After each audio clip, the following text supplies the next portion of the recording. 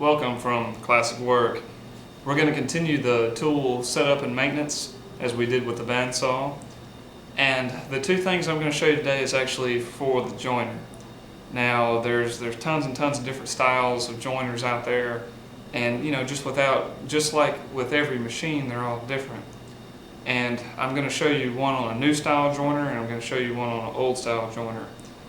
Most of it is basically the same, but there is a couple of differences that you'll run into with both of them. One of them I'll just do a basic maintaining. The other one, it's in pretty bad shape, and it's going to have to be completely reworked. So I'm going to show you both of them and let you see the one that's newer that most people are familiar with, and I'll show you one that's not so familiar with. So let's take a look. This joiner right here is the one that most people are familiar with. It's the bed on the joiner is nice and long, and it's longer than the fence is.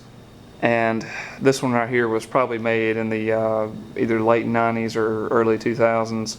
And it's, when you look at a joiner, it's they got a big wide base. This here is it's a floor mount. And some of them you'll get are tabletop size, but most typical 6-inch joiners are this style. Now the other one, which is an older one, and this is a Grizzly if anybody wants to know, this one right here is a Sears, and it's also a 6-inch joiner, and it's in pretty, I wouldn't say bad shape, but it's, somebody would look at it and say, does that thing still work? So it's going to need a lot of maintenance, or a lot of attention is what I should say. And this one here, nothing cuts true on it, and I've already tested it. But we're gonna make this joiner cut just like this one. And if you've seen any of the work that I've done, this one here cuts pretty darn true. So let's get started with the old one first, and then we'll move on from there. I've done a little experiment here just to show you some of the signs that you can get when your joiner's out of tune and things that don't line up 100% right. This board right here that you see, at least right here, is got a straight edge on it. Actually, it's the straight edge I use to tune my bandsaw up with. So I've jointed this edge with the Grizzly, and I've got a light back there if you can see it, and if you can see any light, it's barely there. There's a little bit of gap that you can tell, but that's very, very minute.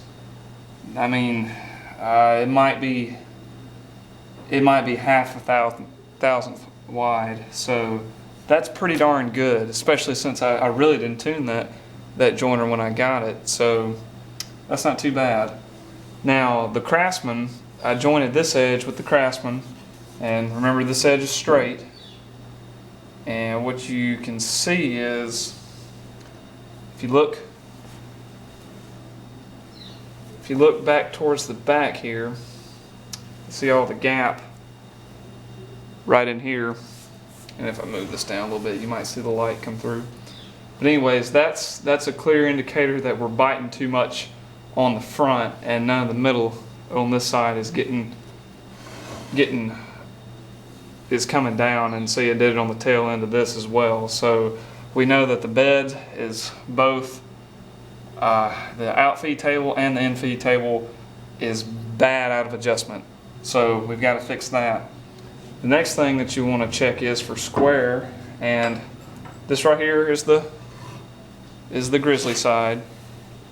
And take you a good quality square if you have one, and place it up next to there. And let's see, was that the one I faced? Yeah, that was the one I faced. So, and that looks pretty darn good. I don't know if you can see it very well, but there's a little bit of gap towards this edge, but it's not bad. That I can get by with very nicely. But if you flip it over and do the Craftsman side, you can see how much gap we've got over on the far side over there. And so we know that the fence is out of alignment for square. So by doing that, you can tell what's all wrong. Now, if in this case, a joiner, that's all the settings they have. So everything's out of proportion right now. So we got to fix all that. But you can narrow it down real quickly on what's wrong and what isn't. If we would have done the same procedure and we would have put a square up to it and checked it, and if it was square, I mean the fence was fine. It was just the outfeed and the infeed table that we have to worry about. So basically what we're getting on both ends is snipe, and we've got to fix that. So we'll move on to that first. The first thing that you want to do when you're dealing with a joiner or any kind of thing that has a cast iron base and has a bunch of scale or rust on it is you want to get the rust off. So the best way that I found to do that is take some type of penetrating oil or WD-40 or some form like that and spray it on there, and then take your block with some sandpaper on there and sand it off.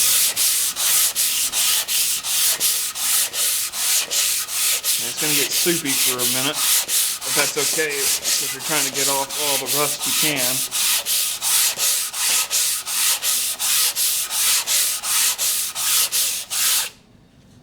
And then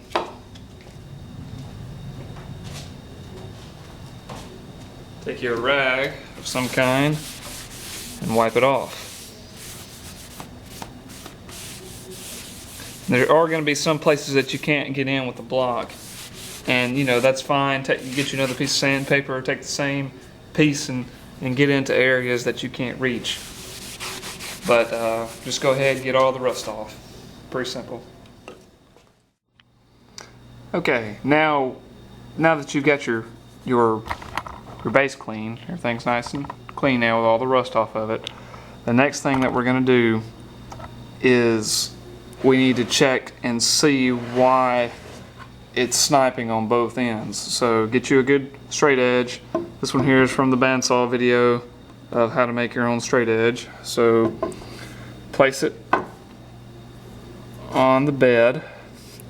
Now if you look towards the back here, the outfeed table, I didn't know this on this joiner, but the outfeed table is cast into the body, so the outfeed table cannot move on this model. The only adjustment that you can do for snipe is at the cutter head and at the infeed table. Now, if you look right here, there's a solid, it's a solid line. There's no gap there, so that's a really good sign. Come down here, and you can see the gap there, but that's because the infeed table, to cut any material at all, you need it to be adjustable. So as you can see here, I can make it go down or make it come up. So the first thing we want to do is make it come up and just barely kiss that edge, and we're going to keep coming up, and right about there is where we want it. Now if you look here, see, no gap, no gap, no gap. There's a little bit of gap right here, but I think that's because of the bed right here might be just a little bit warped, and the only way that you could fix that is to machine it. So I think we're okay there. But what you want to do is concentrate on the infeed table, because that's the only part that can move on this joiner. If it was another joiner, then you would want to check for your outfeed as well. So take your straight edge and move it back and check again to see if we got any gap appearing, and we don't, so keep coming back. Still nothing. It's still true. So that's a really good sign. That means that the infeed table is not out of adjustment. There's no twist in it. So the only thing it could be is the cutter head. So for the cutter head, it's going to get a little tricky, because you can't really just sight down well, I mean, I guess you could, but it would be very ineffective, because there's 3 knives on here and each one of them's going to be in a different place, and you're just, it's painstaking to do it that way. So I think I've got a pretty good method to show you how to get this done correctly. Okay, what we're going to do now is set the blade depth to make a pass. And what we're aiming for right now is about 1/1000th or maybe 2 higher than the outfeed table of the joiner. Now the reason that you want to do this is when you're joining a board across, you don't want that board to hit the knives and then when it hits the outfeed table bind, because it's cutting less than is required to move across it smoothly. So you want your blades a little bit higher than your outfeed table, is basically what I'm trying to say. So to do that, it's kind of tricky because you don't have a real good way of measuring that. The only way that I could really tell you is to go and buy a jig that clamps to your bed of your joiner, and some of them have dial indicators, some of them have magnets, and you just raise your blade up to what their setting is on there, and then they're all perfectly in line with the beds. But if you're like me and you're trying to get by and you don't have money for, $85, $95, some of them $150, setters, you can do it this way, and this way will almost give you the same consistency. It just takes a little bit more time.